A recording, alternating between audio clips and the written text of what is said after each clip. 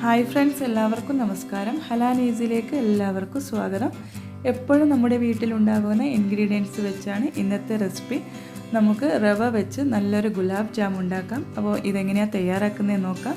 അതിനു മുന്നേ നിങ്ങൾ എൻ്റെ ചാനൽ ആദ്യമായിട്ടാണ് കാണുന്നതെങ്കിൽ വീഡിയോ കണ്ടിട്ട് ഇഷ്ടപ്പെട്ടിട്ടുണ്ടെങ്കിൽ എന്തായാലും ഒന്ന് ലൈക്ക് ചെയ്യാൻ മറക്കരുത്.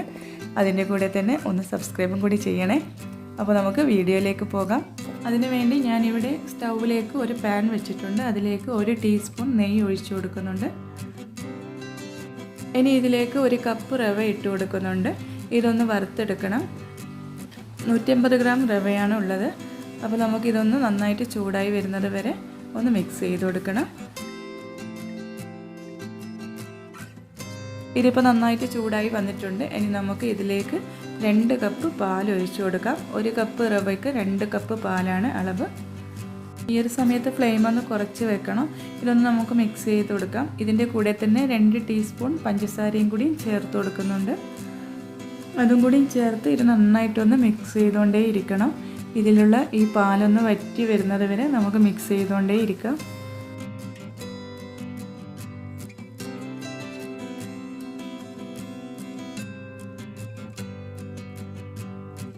ഇതിവിടെ ഇപ്പോൾ ഏകദേശം ആയിട്ടുണ്ട്. ഈ പാനിൽ നിന്നും വിട്ട് വരുന്ന ഒരു പാകത്തിനാണ് ഇത് കിട്ടേണ്ടത്. അപ്പോൾ നമുക്ക് ഇനി ഇത് തണുക്കാൻ വേണ്ടി വെയിറ്റ് ചെയ്യണം. ഇതൊരു സൈഡിലേക്ക് മാറ്റി വെക്കാം. ഇനി നമുക്ക് വേറൊരു പാത്രം സ്റ്റൗവിലേക്ക് വെച്ച് അതിലേക്ക് ഞാൻ 2 കപ്പ് പഞ്ചസാര ഇട്ട് കൊടുത്തിട്ടുണ്ട്. അതിൻ്റെ കൂടെ തന്നെ 2 കപ്പ് വെള്ളവും കൂടി ഒഴിച്ചു കൊടുക്കുന്നുണ്ട്. ഇനി നമുക്ക് ഇതിലേക്ക് 3-4 ഏലക്കായ് കൂടി ഇട്ട് കൊടുക്കുന്നുണ്ട്. ഏലക്കപ്പൊടി ഇട്ടാലും പ്രശ്നമൊന്നുമില്ല. ഇനി ഇത് നന്നായിട്ടൊന്ന് തിളച്ച് വരണം. ഇത് തിളക്കുന്നത് വരെ നമുക്ക് മിക്സ് ചെയ്തുകൊണ്ടേയിരിക്കാം. ഇതിലുള്ള പഞ്ചസാര ഒന്ന് മെൽറ്റായി കിട്ടണം. ആ ഒരു സമയം വരെ നമുക്കിത് ഇളക്കിക്കൊണ്ടേയിരിക്കണം. ഏകദേശം ഒരു 5 മിനിറ്റായി ഇതിങ്ങനെ തന്നെ തിളക്കുന്നു. ഇതിപ്പോൾ ഇവിടെ റെഡി ആയിട്ടുണ്ട്. ഇനി നമുക്ക് ഇതൊരു സൈഡിലേക്ക് മാറ്റി വെക്കാം. നേരത്തെ നമ്മൾ തണുക്കാൻ വെച്ചിട്ടുള്ള റവ ഇപ്പോൾ നന്നായിട്ട് തണുത്തിട്ടുണ്ട്. അത് നമുക്കൊരു ബൗളിലേക്ക് മാറ്റി കൊടുക്കാം.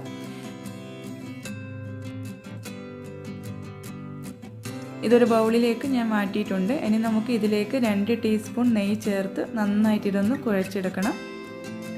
തണുത്ത് കഴിയുമ്പോൾ ഇത് നന്നായിട്ട് ഒരു ഹാർഡായിട്ടുണ്ടാവും. ഇതിപ്പോൾ നെയ്യിട്ട് കുഴച്ച് കഴിഞ്ഞാൽ നല്ല സോഫ്റ്റായിട്ട് കിട്ടിക്കോളും. അപ്പോൾ ഇത് നന്നായിട്ടൊന്ന് കുഴച്ചെടുക്കണം.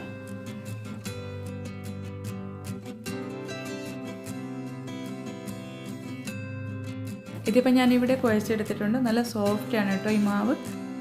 ഇനി നമുക്ക് ഇതിൽ നിന്ന് ഓരോ ബോൾസാക്കി മാറ്റണം. അതിനുവേണ്ടി ഞാൻ കയ്യിലേക്ക് കുറച്ച് നെയ്യ് തടവി കൊടുത്തിട്ടുണ്ട്.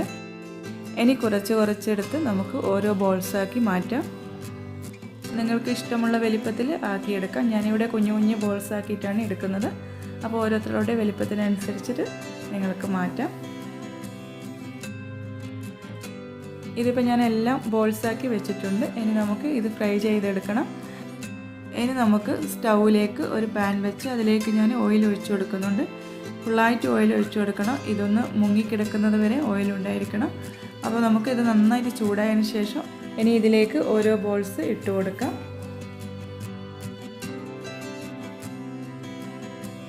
ഇനി ഇത് നന്നായിട്ടൊന്ന് ഫ്രൈ ചെയ്തെടുക്കണം.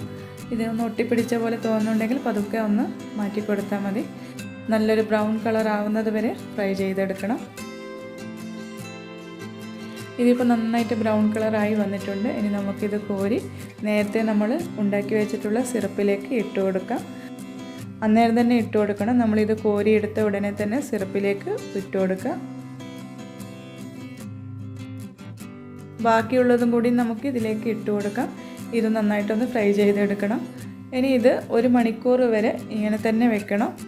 സിറപ്പൊന്ന് ഇതിലേക്ക് പിടിക്കുന്നത് വരെ 1 മണിക്കൂർ നമുക്ക് വെയിറ്റ് ചെയ്യണം. നന്നായിട്ട് തണുത്തതിന് ശേഷം നമുക്കിത് കഴിക്കാൻ പറ്റും.